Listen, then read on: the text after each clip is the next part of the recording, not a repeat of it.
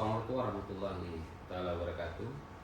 Saya atas nama Kalbi Jafar, SPDI MPDI, salah satu dosen pada program studi pendidikan Islam anak usia dini, Fakultas Agama Islam Universitas Muhammadiyah Parepare.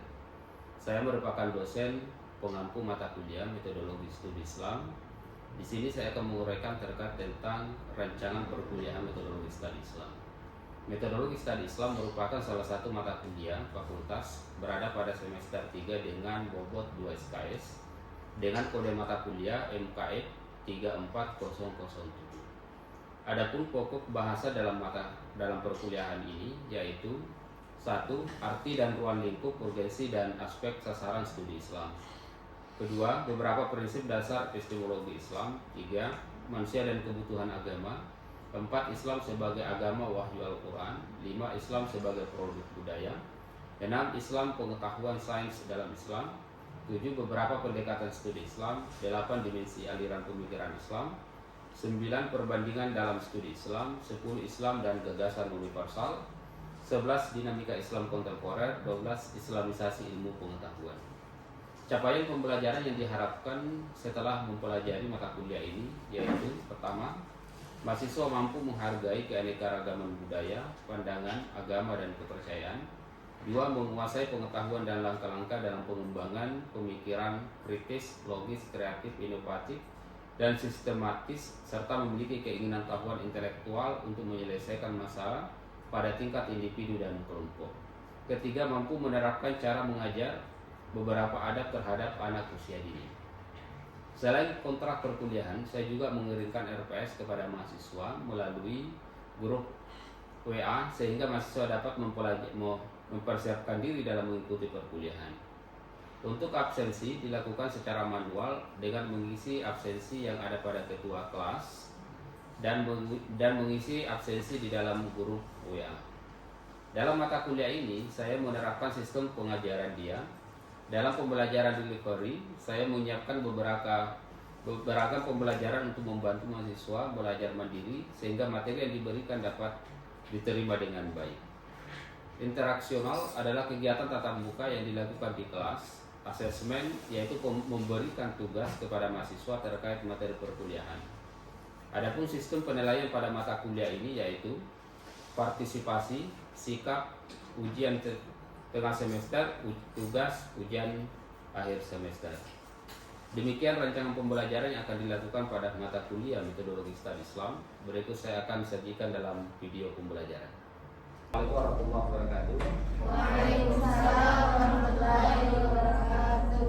Alhamdulillah untuk pertemuan kita pada kesempatan ini kita sudah sampai di pertemuan kedua mata kuliah metodologi studi Islam dengan tema pembahasan sesuai dengan RPS yang saat kuliah ini kita akan lebih ke konsep dialogis.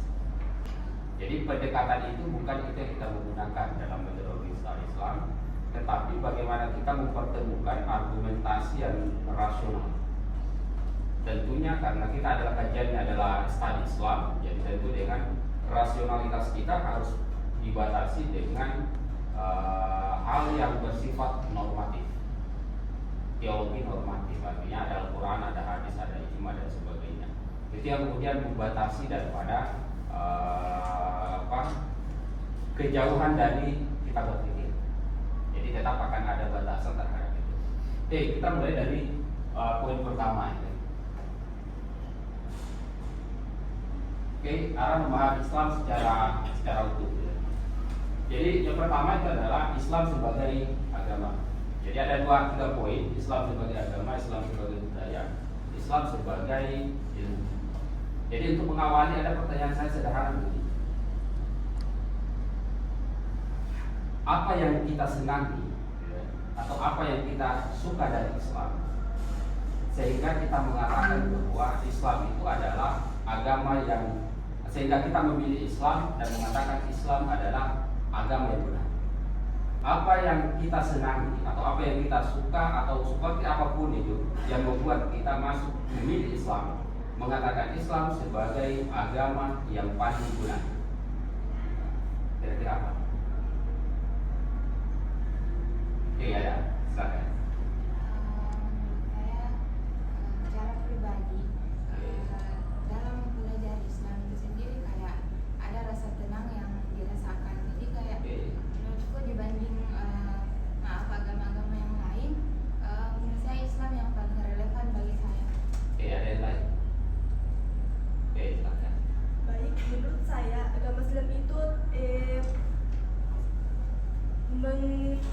memuliakan seorang wanita. Jadi tidak sembarangan wanita itu bisa dapat disentuh.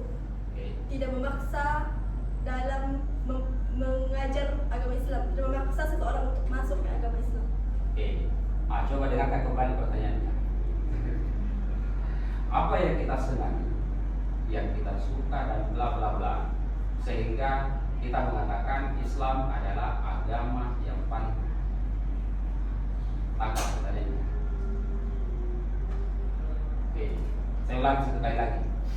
Apa yang membuat kita tertarik, senang dan sebagainya untuk masuk Islam dan mengatakan Islam adalah agama yang paling benar?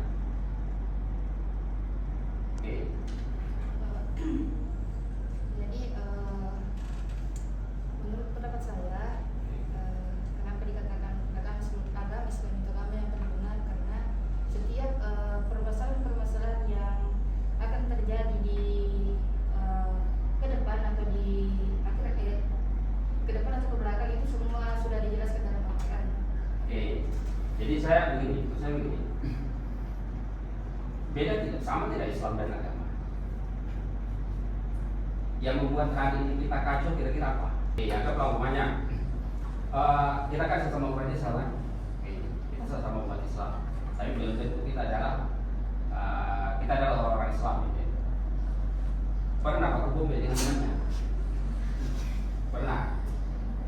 Pernah menceritakan ini ceritakan ini, atau kita ceritakan ceritakan kita, tetangga Costa kita ceritakan tetangga Kamarta ceritakan tentang kita. Pernah kan? Pernah. Kalian membuat Islam tidak? Yang membuat kita seperti itu apa? Islamnya atau apanya?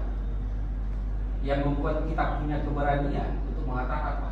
Kenapa tuh begitu orang? Yang membuat kita punya keberanian itu apa?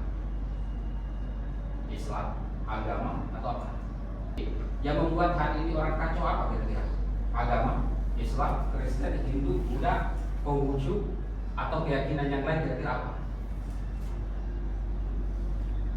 Kira-kira yang membuat orang berdebat, orang Kristen, Islam itu apa kira-kira? Agamanya atau Islam, Kristennya, atau Islam, Buddhanya?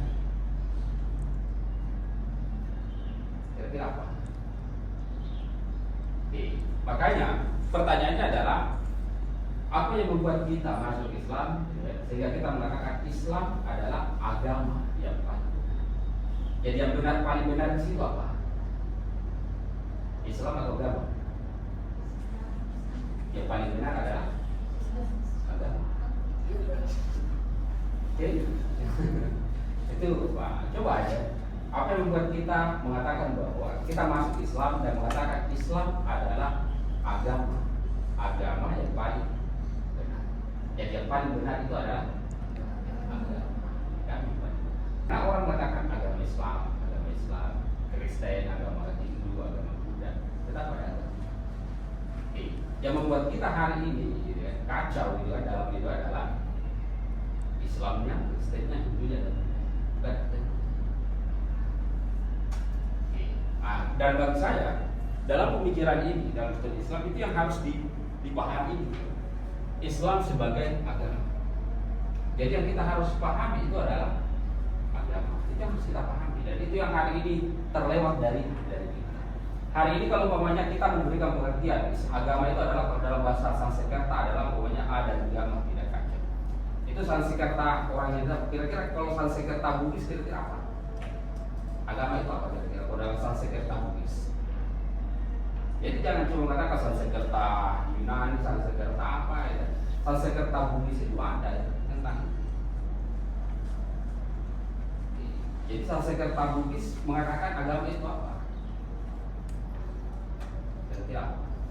Nah ini yang harus betul-betul harus dikaji. Maka itu berkaitan dengan persoalan Islam adalah sebagai budaya. Makanya biasa kita umpamanya kalau orang tua, kalau umpamanya dalam pembelajaran budaya kita itu kan biasa orang memperdebatkan antara Islam dengan budaya. Jadi bukan agama dengan budaya, tetapi Islam dengan budaya, Hindu dengan budaya, Kristen dengan budaya dan dengan agama yang lain, bukan agama dengan budaya. Jadi kadang yang membuat kita gitu, menjauhkan Islam dari budaya itu adalah Islamnya. Islam yang kadang membuat di sana. Tapi itu pun Islam itu adalah tergantung dari orang. Maka di sini sebenarnya untuk kemudian menjauhkan kita dari perdebatan yang kacau, gitu, kacau balau dalam Islam itu adalah yang harus dipahami itu adalah agama. Maka baginda Nabi itu semua menyempurnakan apa? Kira-kira agama, menyempurnakan akhlak. Kan Islam baginda Nabi bukan datang untuk menyempurnakan Islam, kan? Menyempurnakan Islam kira-kira? Tidak. Dia menyempurnakan agama. Jadi dari kesempurnaan agama maka lahir Islam. Berarti harus kita pahami itu adalah agama. Pertanyaannya, agamanya kita apa? Islam. Agamanya tumbuhan apa?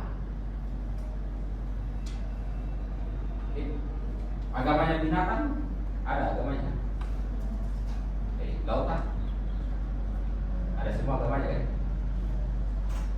Kita akan mengatakan makanya katakan yusabbihu lahu ma fis samawati wal ardi. Jadi bertasbih segala sesuatu yang ada di langit maupun yang ada di berarti semuanya menyembah. Dan konsep penyembahan itu adalah konsep dari agama. Jadi tidak ada orang yang beragama yang tidak menyembah.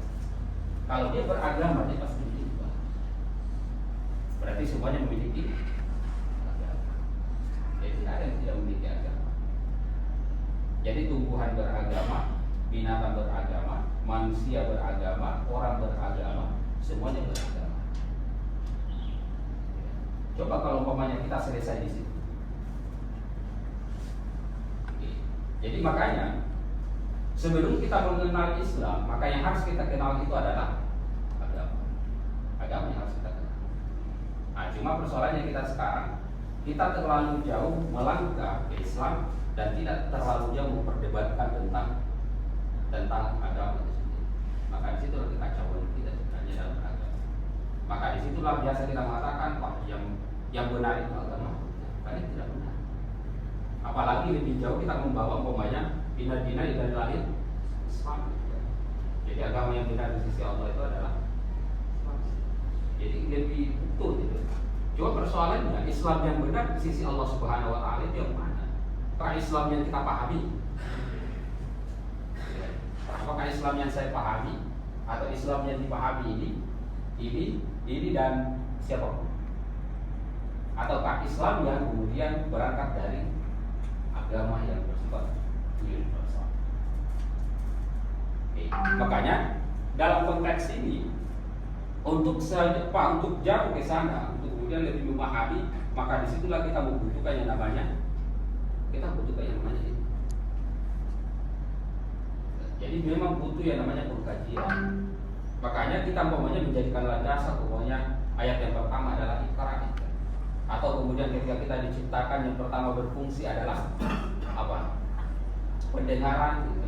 Kemudian penglihatan, kemudian hati.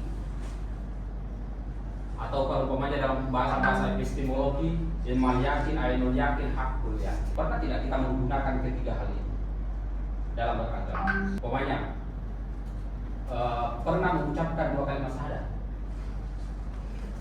Pernah. Artinya apa? Asyhadu an la ilaha illallah wa asyhadu anna Muhammadar Rasulullah. Asyhadu an la ilaha illallah itu artinya apa? Aku bersaksi. Apa maksudnya itu aku bersaksi? Maksudnya bersaksi itu apa? Umpamanya kalau saya berkelahi dengan ini, ya, mana yang dikatakan saksi? Padahal pada saat kalian melihat dan menyaksikan. Kalau kalian tidak melihat dan menyaksikan, bisa tidak kalian dijadikan saksi untuk membuktikan bahwa saya berkelahi dengan ini? Tidak bisa kan? Berarti bersaksi itu harus ada penyaksian kan? Pertanyaannya, apa yang saya saksikan? Asyhadu an la ilaha illallah, tidak ada Tuhan kecuali Allah. Apa yang saya saksikan? Pernah menyaksikan Allah Subhanahu wa taala? Gimana proses penyaksian itu? Maka disitulah yang kemudian saya katakan ilmu yakin, ainul yakin haknya. Jadi jangan hanya mendengarkan. Makanya dikatakan bahwa pada saat kita dilahirkan yang pertama berfungsi itu adalah pendengaran. Setelah berfungsi pendengaran, penglihatan. Artinya buktikan apa yang kau dengar, saksikan apa yang kau dengar. Jangan hanya dengan cerita. Ilmu yakin, setelah ilmu yakin, ainul yakin. Kalau ada orang mengatakan di sana kebakaran, oke, kita bisa percaya. Tapi untuk meyakinkan keyakinan tak, maka kita harus ke sana. Maka saya katakan bahwa kita tidak hanya butuh yang namanya keyakinan, tapi yang kita butuhkan adalah meyakinkan keyakinan. Bagaimana caranya meyakinkan keyakinan? Itu adalah saksikan langsung. Jadi jangan dengar cerita tetangga, orang ini masih ke. Coba sekali-sekali minta kuenya, kalau dikasih, kan tidak mungkin kita berkatakan masih kan.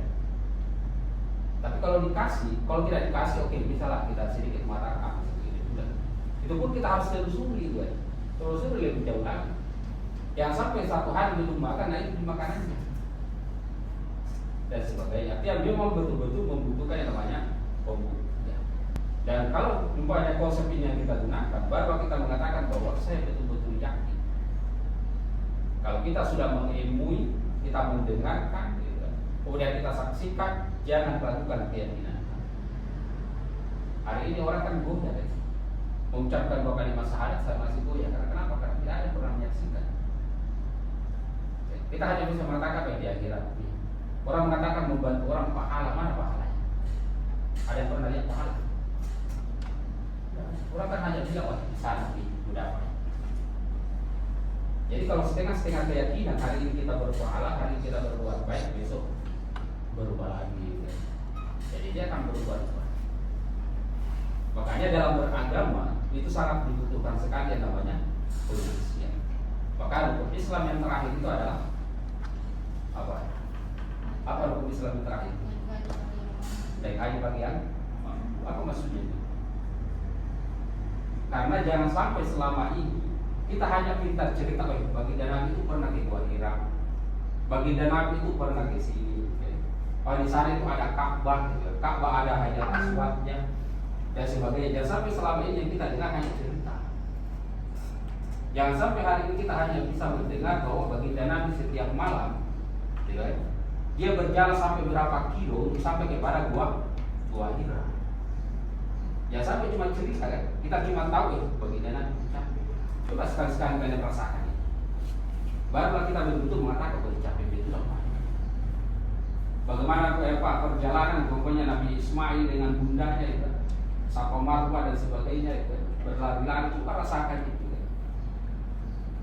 Makanya kita ke sana untuk kemudian merasakan itu, menyaksikan apakah betul, untuk membuktikan bahwa betul-betul baginda Nabi pernah di sini, betul-betul baginda Nabi pernah di Mekah. Jangan sampai hanya cerita. Kalau hari ini saya mungkin masih bisa mengatakan itu cuma cerita. Karena saya belum pernah ke sana. Karena kalau orang bertanya ke saya, bagaimana modelnya ke Gua Hira, apa yang semua cerita?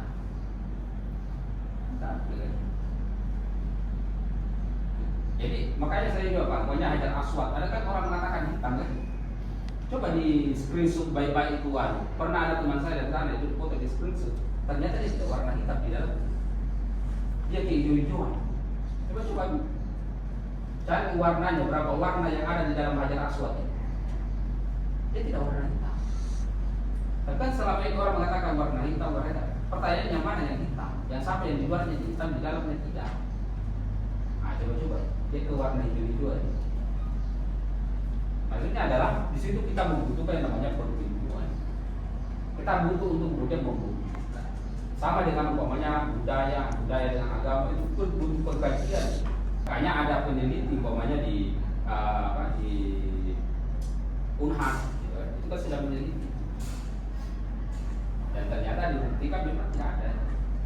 Berarti nenek moyang kita bukan itu. Berarti nenek moyang kita adalah, kalau orang Buddhis mengatakan dewata, penyembah dewata sendewata. Penyembah Tuhan yang juga itu dewata sendewata. Ada pertanyaan sampai sini? Oke, silakan. Jadi Selanjutnya itu adalah metode-metode paradigma dan pendekatan. Artinya bahwa kita memang betul-betul mengkaji Islam itu memang betul-betul harus hati-hati. Kita memang harus ekstra hati-hati dalam mengkaji tentang Islam. Karena kenapa? Karena perjalanan sejarahnya itu panjang. Perjalanan Islam itu panjang. Perdebatan tentang hadis saja itu kan kadang orang masih ada istilah banyak hadis sahih, hadis palsu, dhaif dan sebagainya. Itu banyak. Lebih kalau banyak dia sahih, kemudian bagaimana dia diterjemahkan, Al-Quran bagaimana dia ditafsirkan. Jadi bisa saja umpamanya kita satu bacaan, kita membaca ayat yang sama, bisa saja pemahaman kita berbeda. Sama umpamanya, anggaplah umpamanya ikrar. Pertanyaan sederhana begini, bagi kalian ayat yang pertama itu turun apa?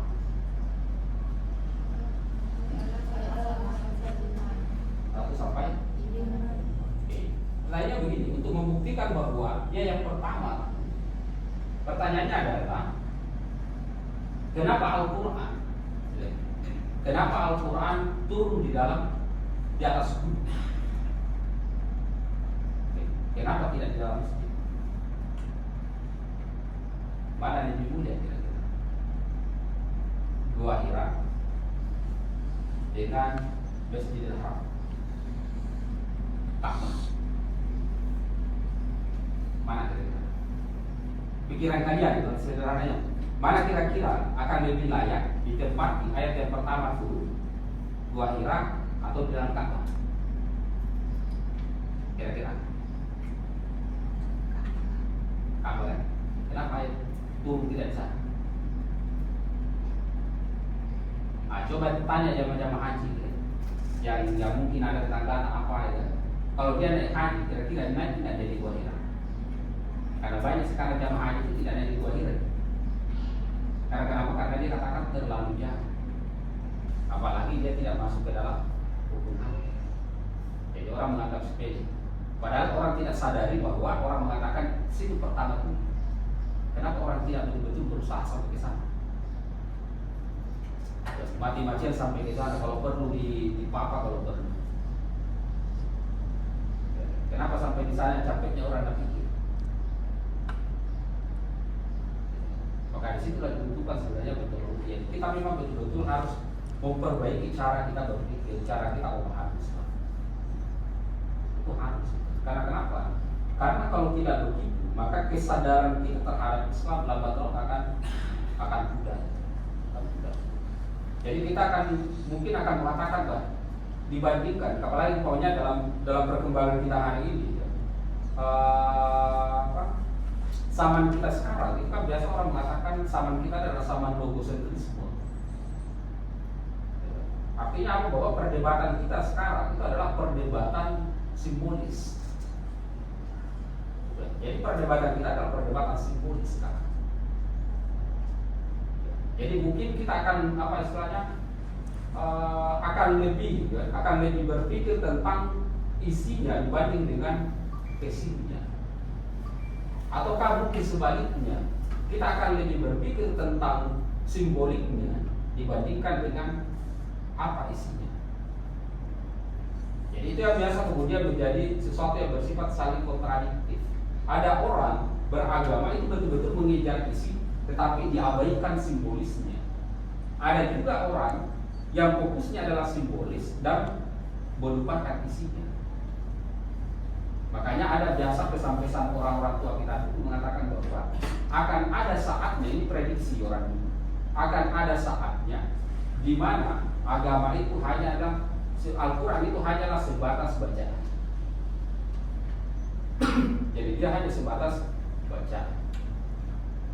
Jadi orang tidak menghayati daripada apa yang dia lakukan. Betul dia sholat, tapi sholatnya adalah menggugurkan kewajiban. Betul dia puasa, tapi puasanya adalah menggugurkan kewajiban. Jadi hanya ingin sekedar itu, hanya sekedar untuk menggugurkan itu. Maka itu yang kemudian kita pahami sebagai beragama secara simbolis, atau biasa orang katakan ya Islam KTP. Jadi KTP-nya. Tetapi lebih parah lagi sebenarnya orang yang ber-KTP sebagai dengan Islam yang simbolis. Oke, jadi metodologi ya. Jadi metodologi ya. Artinya kita kemudian membutuhkan ilmu. Jadi metode itu cara. Metodologi itu adalah ilmu untuk ilmu tentang cara. Dalam pembahasan ini masih ada beberapa poin. Masih ada beberapa poin yang menjadi pembahasan kita hari ini. Kajian-kajian tentang keislaman itu masuk ke dalam ruang lingkup kajian keislaman. Dari tugas gitu, untuk kita masing-masing, untuk kemudian kita mencari referensi, mencari bacaan, mendiskusikan dengan teman-temannya, dengan dosen-dosennya, seniornya atau dengan siapapun. Dan kemudian insya Allah untuk pertemuan kita selanjutnya kita akan coba untuk sedikit banyaknya kita akan membahas lagi kembali ini gitu. Artinya membahas walaupun tidak terlalu jauh, minimal akan ada sesi tanya jawab tentang apa yang belum sempat atau yang sudah sempat kita bahas sebelumnya gitu. Oke, jadi saya pikir begitu. Jadi di pertemuan kali ini gitu ya. Jadi apabila ada yang salah gitu ya, jadi kata-kata jadi karena memang kita dalam mata kuliah ini saya ingatkan bahwa seperti yang saya sampaikan sebelumnya, bahwa ini adalah bagaimana kita memahami Islam itu dengan konsep yang lebih rasional gitu. Maka tentunya mungkin akan ada kata-kata, ada yang ungkapan-ungkapan yang mungkin kurang bisa kita untuk terima gitu. Jadi untuk itu kita saling memaafkan. Saya pribadi minta maaf kepada kita semua dan kita saling memaafkan.